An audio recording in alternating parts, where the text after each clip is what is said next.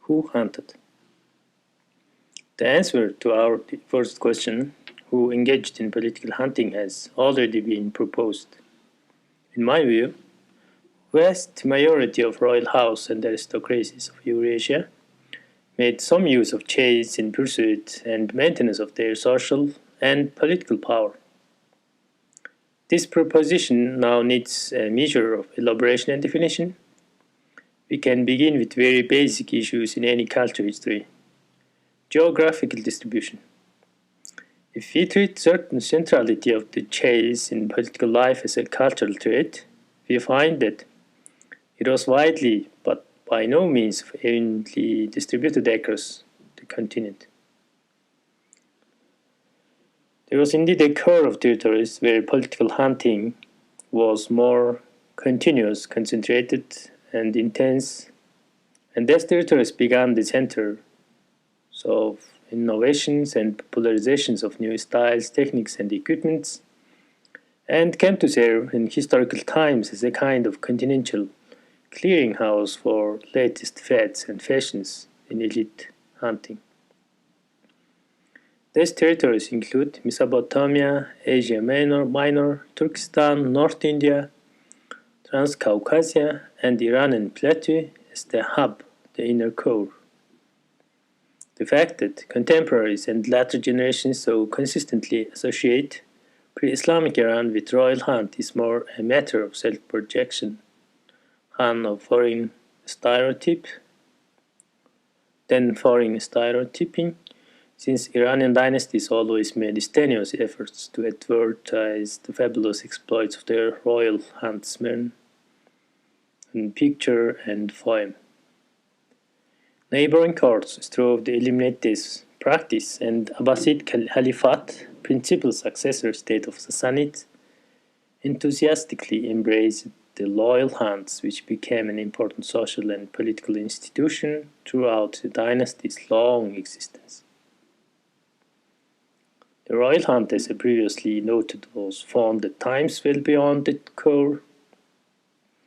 It is in evidence throughout the steppe zone whenever nomads were politically organized. It surfaces as well in China as an important institution in antiquity and during the imperial era, whenever Middle Kingdom was closely connected to Western region, or when people of Mongolia or Manchuria ruled in China. In fact, it can be argued that North China, where Chinese and nomadic elites to a large extent shared a common environment and a common martial tradition that included the cult of chase, a fascination with hunting dogs, fine horse, and falconry, became a secondary core and model of elite hunting in East Asia.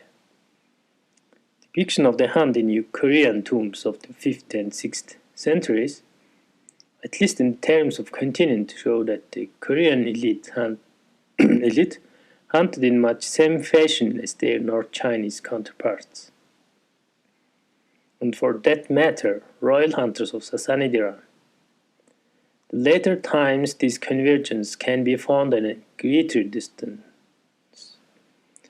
In 1597, Dos Santos, the Portuguese missionary, provides a description of massive royal hunting in Ethiopia that could be transferred mechanically with little or no violence to Safavid Iran or Manchu China. While stressing for a moment of tendency toward homogenization, it would be misleading to ignore exceptions, cultural zones, which diverged from the norm. One place where this is most apparent is the Mediterranean and European classical age. Greeks hunted, of course, typically small game with hounds and nets. But while important as a social and recreational activity never acquired in Greece or Rome, political military functions exhibits in core territories.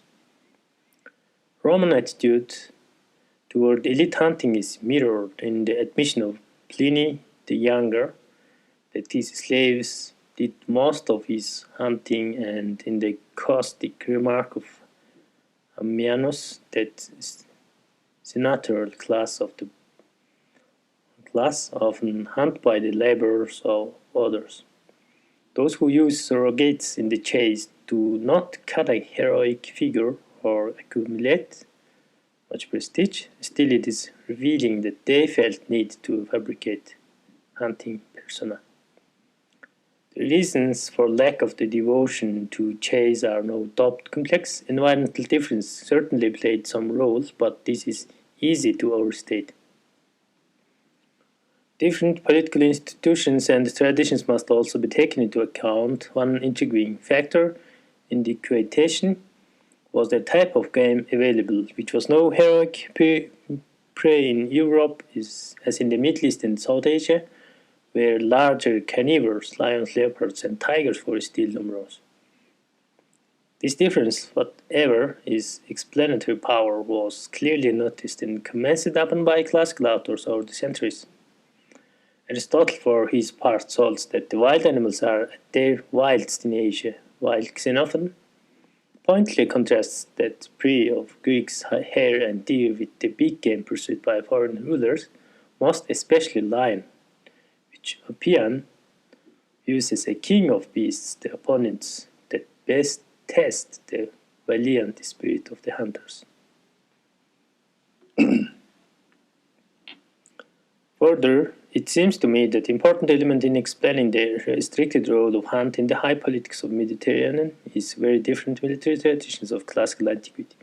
Hunting was probably not a preoccupation of Roman elite because Romans always valued infantry over cavalry. This preference, rooted in social history and ecology, was modified somewhat when Alexander the Great embraced the Persian-style hunt. The later on Romans, under the influence of Hellenism and of closer contact with Near East, adopted selected aspects of royal hunt. Still, for the Romans, equestrian archers always played a supporting, never essentially, role in war and in chase. Thus, in the Far West, royal hunting was a matter of individual choice, not a formalized institution as in East. This line of argument is buttressed by the fact that after the disintegration of the Roman Empire, when Europe became dominated by its own kind of equestrian warriors, medieval mounted knights, the royal hunt acquired new significance and elite hunting became commonplace, even mandatory. And once equestrian warriors began to hunt incessantly and in earnest, medieval Europe became increasingly sensitive about foreign norms and receptive to international standards emanating from the core area, a topic addressed in the subsequent chapters. Proof of validity of foregoing arguments can't be presented now.